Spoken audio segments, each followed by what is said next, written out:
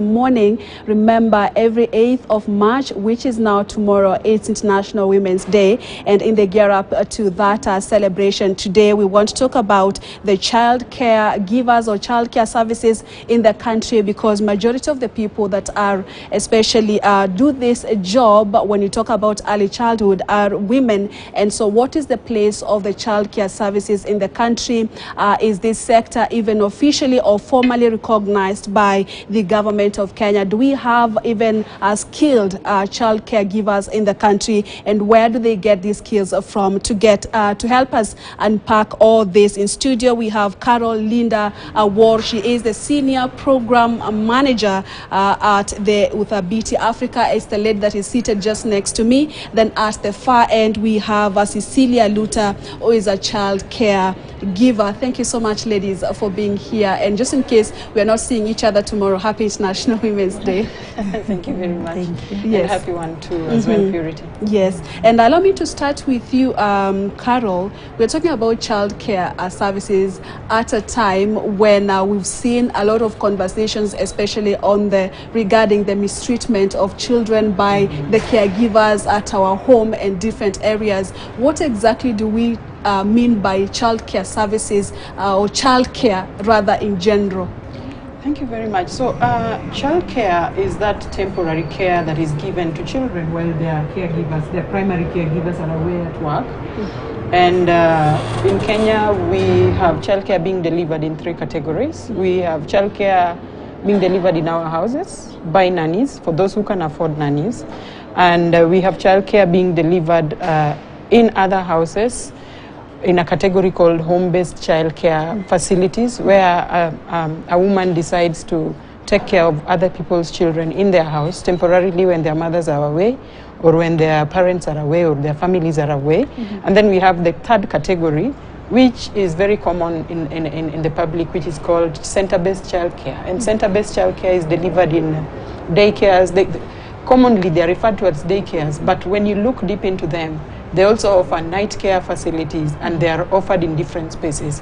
So we have those 3 spaces where child care is offered, and each space has its own, the way it is structured, and their own challenges and their own issues in there. Yes. And so let's talk about, do I call it the professional child care, because it's not formally recognized here in the country, but apart from taking care of your children at home with the help of nannies or by yourselves, we also have now the caregivers, okay, where a parent or a family or a guardian can seek some of these services outside the home setup. So let's talk about that, and what is the place of caregivers or child care services in the country as we speak? Thank you very much. So currently, as we speak, since the establishment of the National Pre-Primary Education Policy, which says that education begins at 4 years, there has been a gap in the children between birth to just approaching 4 years before they transit into pre-primary schools. So that space is characterized by, one, the Constitution devolves childcare as well as pre-primary to the counties, the 47 counties of the Republic of Kenya. Other than that, the Children's Act 2022 strengthens that as well. So while at that, there are counties like Nairobi County, there is Mombasa County, which already have some acts and bills that guide the conversation in childcare within this space. But then there are counties that are yet to establish something to guide. But I want to recognize that the COG is aware of this and is in these conversations to try and just understand and try and just support policy reforms at county level. But then there is need to develop at COG level a national child care policy. There has been that confusion of child care with ECDE, yet it is not. A lot of child care initiatives and activities and services are found largely within the Ministry of Health, where we talk about immunization, we talk about maternal and child health and all that. And the Ministry of Health even has the purple booklet where every primary caregiver attending clinics is supposed to be having that booklet and is supposed to be knowing some information on child development, on care for child development. Right. But then that is directly speaking to the primary caregiver. As we are here speaking, I am aware that a very big percentage of children are not being taken care of by primary caregivers because primary caregivers are out here struggling to make ends meet. And in the in this time when the economy is moving really fast, and there's also high urbanization, and there's the traditional family structures where children were taken care of by their grandmothers is no longer existing, and where children were being taken care of by their older siblings.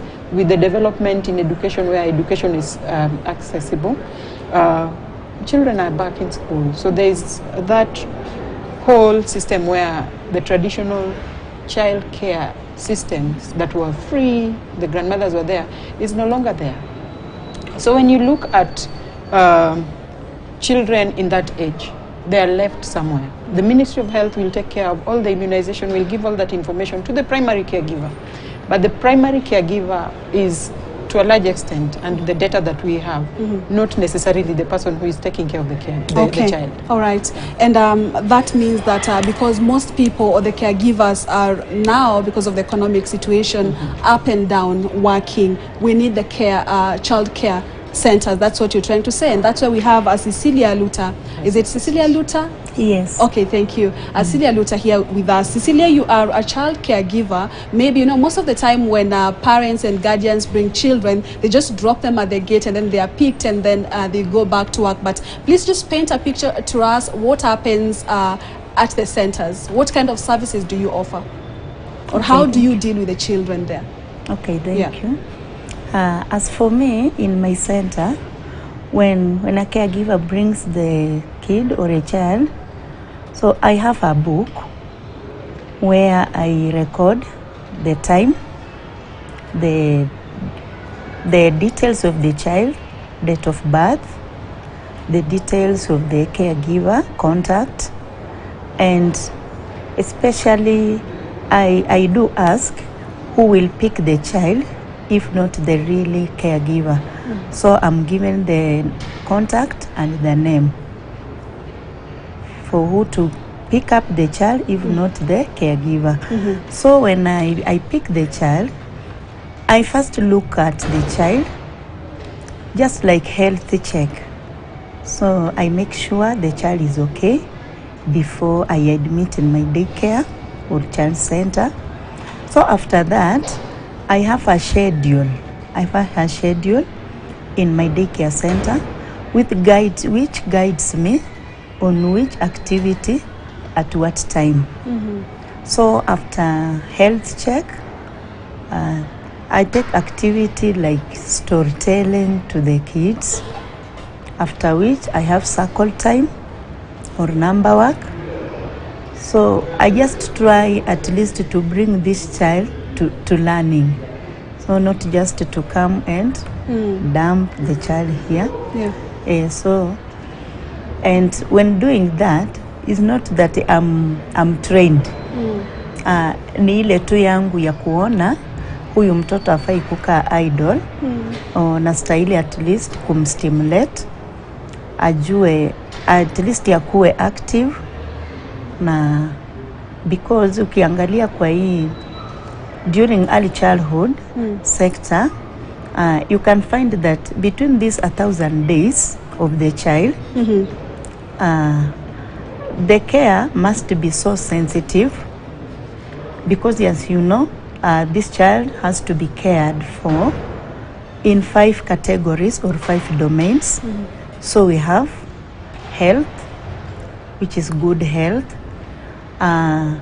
We have also mambo na nutrition, tuko na opportunity to early learning, na pia hiyo safety na security ya mtoto akiwa kwa mikono yangu. So unapata pia inakuwa challenge, ni kwa sababu hiyo pesa wazazi wanalipa ni kidogo, na unaweza pata mzazi ametoka ameenda kutafuta kazi ama kibarua na hajapata. Okay. And so from what Carol, from what Cecilia is saying, they're not trained. So that probably explains why most of these centers are founded by women, because they use their motherly instinct to take care of these children. So we have a situation where we don't have trained child caregivers or even centers that have trained services. If we do, it's just maybe a few of them, because like you said, we don't have such training in the country. So how do they then operate generally? How do they operate? Thank you very much, Purity. First, I have to say that traditional gender norms leave this entire care work, both paid and unpaid, to women. So you find that a big percentage, over 90% of caregivers in these facilities are women. In the country currently, there is no institution that is government that trains caregivers on child care. I know of TTCs, I know of institutions training ECD teachers, but then we are talking of a category of women. Remember that nanny at your house, a woman who probably did not go up to some stage, or a woman in education, or a woman who started doing caregiving long time ago and has been doing it, so, and is already at work. So there's very limited chance that you can remove them and take them back to college and then bring them back to do the work. Otherwise, the children suffer, and the woman whose child is in this child care facility might end up not going to work. So what we are trying to say is that I know that NITA has a curriculum that was developed in 2021, 2019, not sure of the year, but that curriculum, if launched and if rolled out with all the emerging issues that we are talking about in our spaces, then it will be able to improve this space, skilling. But as we speak, there is no institution that is skilling the childcare workforce in its nature, because we are speaking of nannies in the houses. There are, some of them have some level of education, as we all know. And then we are speaking of, Cecilia here has a center. She falls under the category of center-based. But we are speaking of women who are taking care of children in their houses, and they do not have centers. And their education level is equally not very to that level of those higher education levels. But then I know NITA has room to skill the workforce in that space. They are currently working on that curriculum. How can we join hands? How can we work together with NITA to look at the emerging issues? Because we are coming from a space where we have the current research, we have what is happening, we have the realities on the ground, and we are working with the Cecilia's team, so that we infuse context-specific curricula. And then also, when looking at the theme for this year's International Women's Day, where we are saying innovation and technology for gender equality, how can we be innovative so that these skills reach them where they are, and these skills are accessible to all of them? Because if we put them in textbooks and in manuals, and we are talking about women who are taking care of children in their households, and we are talking about domestic care workers who not only do the nanny work, but also double up as doing all the other care work in the house, cleaning and all that. At what time will they stop to go and read that? How can we be innovative enough? How can we use technology, which is currently widespread, to make sure that these women are skilled? And how can we then deliver certification so that this work can be valued? If you ask me, childcare work is not valued. That is why you cannot, that's why actually there are people who think childcare workers are doing no work. It's no work. And as Cecilia mentioned, that the pay is so little. Actually, the child care work in those centers and home-based facilities, they pay between 20 to 100 shillings to take care of a child the whole day while their mothers are away. If the society would change just their whole understanding of child care is not a women's only thing, and also like child care is important. Cecilia talked briefly about the first 1,000 days. That is where all human, between 80 to 85% of the human brain is already developed by the time the child is 3 years. So the rest is just developed, is just to strengthen the foundations that were built within that year, those the first 1,000 days, the 0 to 3 years. Okay, and Cecilia, let me get back to you. Let's continue with the challenges that centers like yours go through. You talked about the pay. Maybe how much do you really charge these guardians? And if they come and the pay is not so good, then what inspired you to begin such a center? Was it a problem you are able to identify among families, or how did you come up with a child care center? Okay, thank you, Purity. Before I came a child care facility caregiver, I was just a housewife, and by then I had no job, and also my husband had no job. So I was thinking, how can I get out and find a job? So by then I had my 2 kids, very young, 2 years and 9 months. So after that, so there's a friend of mine who called me to take me to a kibarua, hiyo ya kufua nguo. So nilikuwa like nitawachia nani watoto. So niliachia jirani yangu watoto, nikaenda kufanya hiyo kazi. On my way back, vile nilifika, sikupata watoto wangu. So nikamuuliza watoto wangu wako wapi. Akaniambia watoto hawakuingia kwa nyumba juu walikuwa ni wachafu. So singeweza kuingiza kwa nyumba, wangechafua viti. So aliwawacha pale nje, nao wakaanza kulia na wakapotea. So nikashindwa kujua watoto wangu nitawapata wapi. And you can imagine kulikuwa kunanyesha. So I just get back to my house. Sikuwa hata na key, juu kipi amesema amepea watoto wamepotea nayo. So nilipofika kwa mlango, mimi nilipiga magoti chini. So I prayed to my God, akamwambia, Mungu, kama utalinda watoto wangu mahali wako na niwapate wakiwa salama, ile shukrani nitakupatia, nitakuwa ninasaidia wamama kuwachungia watoto wakienda kutafuta kazi. Juu nishaelewa ni shida gani wamama wanapitia. So kuanzia pale, hapo ndio mawazo ya kufungua home care ilikujia. All right. And Cecilia, we are winding up, but let's emphasize on the child care support in the country, because some countries such as Europe, I mean, this is a well recognized, and people go to school and study how to take care of children, and we have established centers that are recognized by the government. Maybe what would you like to see in this sector? It's Carol. Thank you very much. So I'm looking at 3 things, Purity. At the systems level, I'm looking at policies that will enable the childcare economy to thrive. I am looking at that cut across all the counties, because it's a devolved function. But before we get to the counties, can we have a national document that leads, that is a national-wide document that speaks to childcare, and not only the children. A number of policies speak to children, but let's look at the workforce as well. And then can we have infrastructure that supports the childcare workforce? Like, for example, can they have water, clean water in their childcare facilities and all that? And then I'm also speaking to organizations and the corporate, the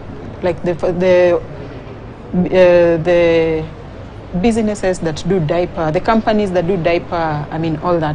How can we come together to collaborate to just be able to address this childcare crisis? I call it a crisis because this is where foundation begins, and this is where we need to put more investment, but then a lot of gaps still exist. And then thirdly, I want to talk to the entire nation and even beyond. How can we value care work? How can we value the nanny who is there inside our houses? How can we value the women who we take our children to take care of our children? Because they've enabled many people to rise up in their careers. You can imagine if you didn't have a house help in your house, you wouldn't leave. Even if today you were to be called that your house help is leaving, you wouldn't go to work for like 3-4 days. Okay, so you can imagine if you are a casual laborer being paid per day or per hour worked, then you would miss out on that opportunity. So childcare has 3 benefits. It enables children to thrive. If we put in quality there and skill the workforce at national level, the children will thrive and get quality foundations. The women who are taking care of these children will have something in their pockets. They will have their livelihood. And then the women and families whose children are being taken care of will be able to go to work. And that's how come we have many women nowadays in the workspace, because we have someone taking care of our children. And then we will also have girls returning back to school. I have cases of these childcare entrepreneurs who are taking care of children, of girls who are returning to school, or girls in colleges. We will have that opportunity for, all-round kind of growth. Okay. Yes. We have now to wrap it up. Did you have anything to close with? Are you okay? All right, Cecilia, thank you so much for making time for us. Carol, we appreciate this conversation. Once again, Happy International Women's Day, ahead of the real day tomorrow. I appreciate the conversation that we've had this morning, and we now do understand the contribution of child caregivers and how women in the informal settlement are still struggling to both take care of their children, especially those that have to double up as also the breadwinners. That brings us to the end of News Center this Tuesday morning.